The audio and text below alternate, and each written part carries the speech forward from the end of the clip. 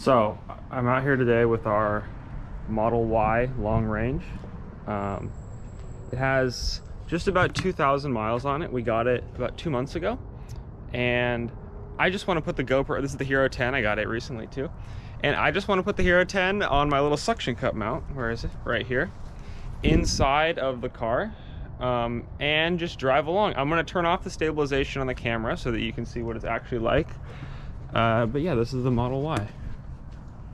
We got it with the white exterior, the smaller wheels because they give you a little more efficiency, and then the white interior. And it's beeping at me right now because I manually turned the headlights on, and it says that that uses a little more power.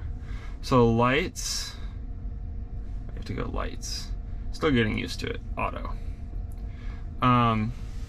So yeah, I'll get the GoPro mounted up and we'll go for a drive. It's starting to get dark, so it's gonna be a little bit of a test of the GoPro in the dark, but that's okay. If you're someone that goes on YouTube and watches Tesla videos, there's already a million videos you've seen about the Model 3 and the Model Y, I'm sure. So I don't think I'm gonna be adding anything new to the conversation here in terms of, like, you've already seen all the main functions of the car. So I think the only thing that I can really provide myself is my personal opinions and experiences. We got this car in October 23rd, 2021. It is a dual motor, all-wheel drive, long range Model Y, white exterior, smaller wheels, white interior. The white interior was something we were really like kind of on the fence about. This is my dad's car, and he was really hesitant on the white interior, but he also didn't want the black interior. We live in Sacramento, California, and in the summertime, it gets like 110 degrees here. And a black interior car, especially with this much glass, it just turns into a greenhouse, and you literally almost can't get inside of a black interior car in the summer. Now, this does have cabin overheat protection, meaning that it won't let the cabin get above 105 degrees. You can disable that, but that doesn't change the fact that the surface temperature of everything inside the car still gets really warm. And so, this thing pulls, I'll tell you that. And so, this center console, like for example, my parents went and test drove a Model 3 in the summer, and they got into it, and she said she couldn't even touch this because it was so hot. So, we went with the white interior for that reason. They were a little concerned about how dirty it's gonna get.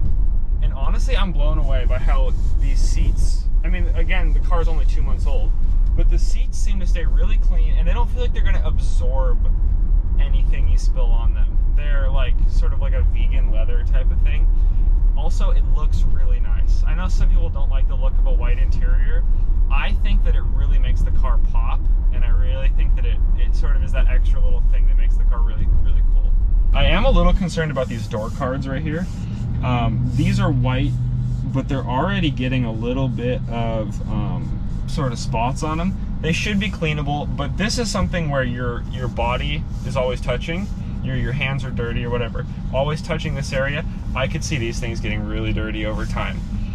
So that's a concern. This is black, it's not a concern. The bottom of this is black, it's not a concern. But this is a white touch point right here. So that's a little bit, I wonder in 5 years if that's how clean that's gonna look.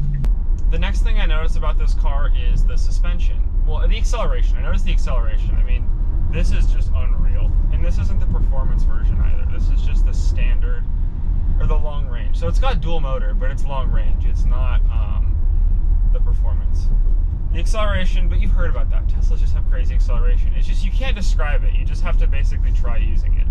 But the suspension, I can sort of talk about a little bit. We had a 2007 Toyota Camry and a 2005 Honda Odyssey, and they both kind of went out around the same time. They didn't go out, but we just ended up needing cars around the same time. So we got this, and we got a 2019 Honda Accord Hybrid. And the Honda Accord Hybrid, which is a less expensive car, this car was about $55,000, and the Honda Accord Hybrid was about $39,000. The Honda Accord Hybrid has a smoother ride than this car. This car, I'm not blown away with the suspension on it. It's not bad.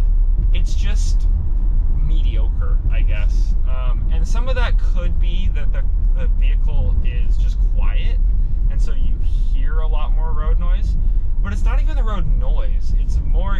just road feel. Like every little bump, it's not jarring, but you can tell. What are these people doing? Are they stopping? Oh, I have the green arrow. Okay, I gotta cut across trip. Let me tell you, it's wet outside, and the amount of torque that I have is handled well by the traction control. I haven't had any wheel slip at all in this thing. But the suspension is bumpy. The suspension is not perfect. It handles well, it seems to perform pretty well, but that's where probably the Model S and X win, is they have the air suspension. It's a cost-cutting measure. It's not bad. It's definitely not like a deal breaker for the car. It's just something to know when you're gonna get into one of these, is that it's not gonna be crazy suspension. Speaking of this video is filmed December 29th, 2021. I can see two Model 3s over there. There's a Model 3 in blue and a Model 3 in red, and they both have the smaller wheels. We're sort of at the inflection point with Tesla right now, where their production numbers are high enough people know about it and know somebody with one, and the price is just low enough to where they're sort of turning into like the new Volkswagen Beetle back in like the whatever. When did the Beetle come out? The Volkswagen or Bug, and like everybody bought one. I think it's sort of the same thing, where like everybody's just buying one right now. The other thing I want to talk about is steering feel in this car. It's got electronic power steering. What a surprise, it's a Tesla. And it's not perfect power steering. I do notice that it assists a lot in the beginning of the turning motion, and then if you're like in a parking lot and you're really yanking on the wheel a lot, the power steering sometimes, it's almost like it can't completely assist as much as it could, so you end up having to do a little bit of work if you do a really tight turn, you're in your or you're in a parking lot. This vehicle does have 3 levels of power steering assist that you can choose. You can choose comfort, standard, or sport. I like to use standard, or comfort is nice too. Basically, all it does is just change the weight of the steering. It doesn't do much more than that. It changes the weight of the steering. The steering does feel really nice and responsive, and there's not much play in the wheel, like it goes where you want it to go. As far as handling on this car, low center of gravity, so I mean it'll go, but it is a tall vehicle, so there is some body roll. It's not insane, but there is some body roll. Turn in is great, and the all-wheel drive just pulls you out of corners. But I think the Model 3 is, if you want something that handles really well, the Model 3 is going to be better than the Model Y. And I have arrived at my destination. All right, park this, get out. That's all you got to do.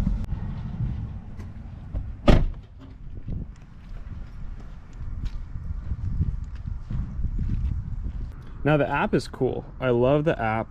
The frunk, okay, listen to how loud the frunk is when you open it. Ready? Oh, it has to, yeah. I don't know how that carries over on video, but in real life, it's like kind of a jarring noise. I like that this is lift assisted, so it goes up, you don't have to hold it up, and this is the frunk.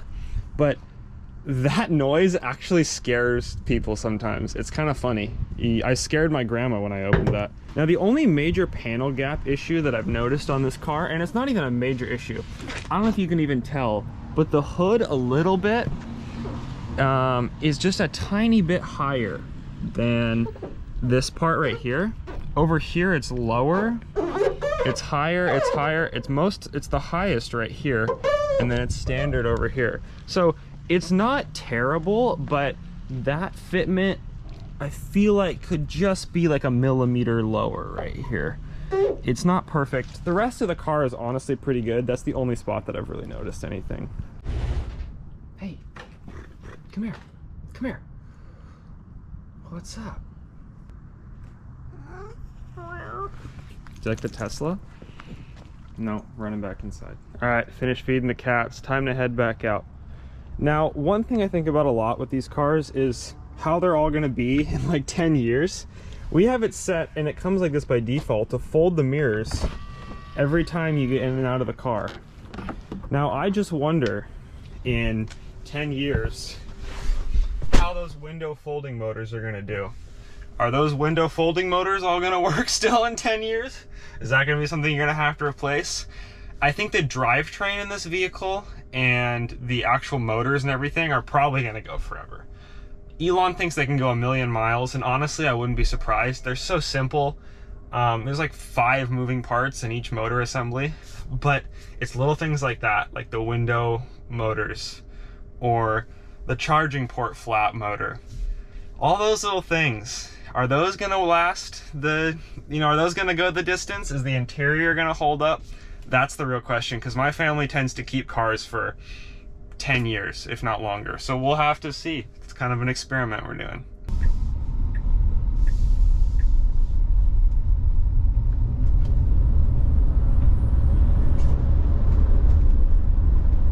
I don't really know what this video was. I hope you guys enjoyed watching it. I'm just home for Christmas break from college, and we have this car, and so I just wanted to record a little bit about it and some of my experiences after just driving it for a little bit.